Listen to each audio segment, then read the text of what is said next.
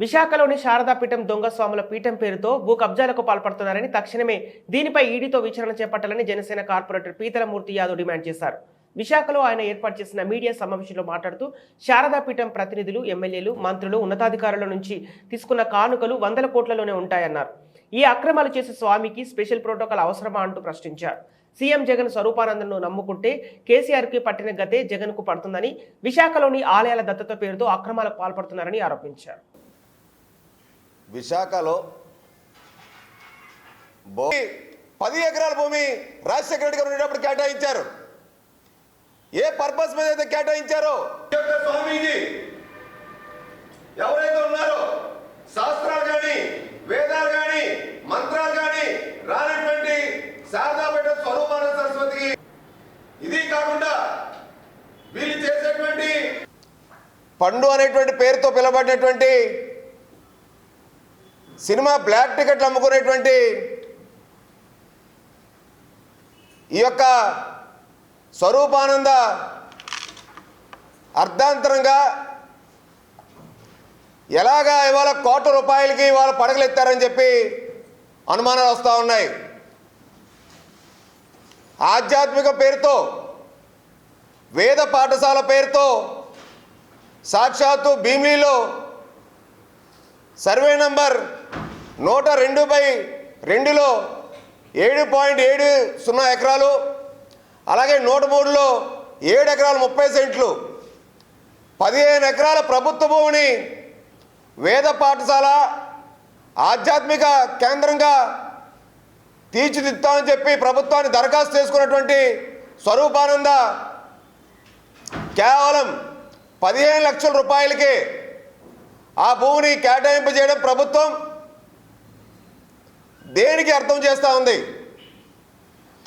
15 ఎకరాల భూమి ఇవాళ 250 కోట్ల రూపాయలు చేసేటువంటి ప్రభుత్వ భూమిని కేవలం 15 లక్షల రూపాయలకి స్వరూపానందకి దారాదత్తం చేయడంలో ఆంతరం ఏంటి అని చెప్పేవాళ్ళు జగన్మోహన్ రెడ్డి అడుగుతా ఉన్నాం.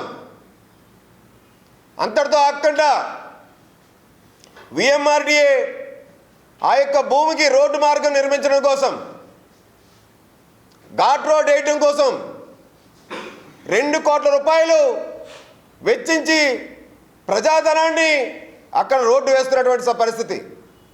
సాక్షాత్తు ఈ యొక్క భూమికి విలువ పెరగడానికి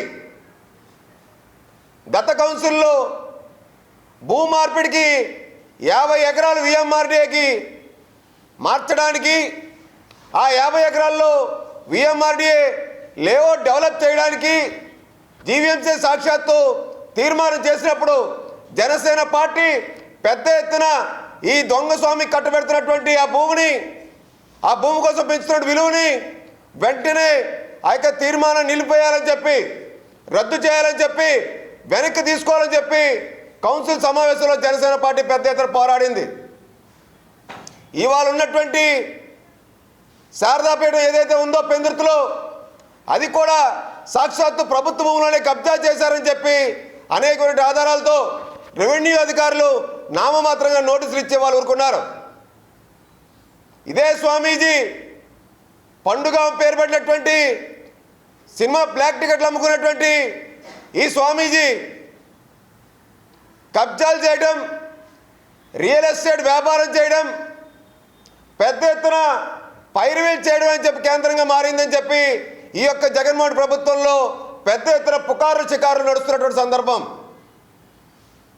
మరి సాక్షాత్తు ఎటువంటి గత చరిత్ర లేనటువంటి పీఠానికి ఆధ్యాత్మికంగా ఇవాళ పేరుగాంచినటువంటి చెప్పుకుంటున్నటువంటి ఈ యొక్క శారదాపీఠం ఎటువంటి సొంత దేవాలయాలు కూడా లేవు. వేద మంత్రాలు కూడా రానటువంటి స్వామీజీకి తిరుమల తిరుపతి దేవస్థానంలో ప్రభుత్వ భూమి కేటాయిస్తే అక్కడ లక్షల రూపాయలు ఇవాళ ఆర్జిస్తూ ఉన్నారు.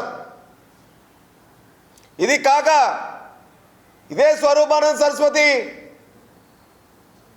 ఈ రాష్ట్ర ప్రభుత్వం ఏర్పడిన దగ్గర నుంచి కూడా దేవాదాయ శాఖని, ఐఏఎస్ఎల్ని, ఐపీఎస్ఎల్ని, రాజకీయ నాయకుల్ని, అధికార పార్టీ మంత్రుల్ని, ఎమ్మెల్యేలని అందరినీ కూడా తన దగ్గరికి వచ్చేలా చేసుకొని బ్లాక్మెయిల్ చేసి బెదిరింపులు పాల్పడి వాళ్ళని లోపరుచుకొని ఒక్కొక్కరు 50,000 నుంచి లక్షల రూపాయలు ఇవాళ దోచుకొని దండుకున్నటువంటి ఈ దొంగ స్వామి మీద పూర్తి స్థాయిలో విచారణ జరపాలి.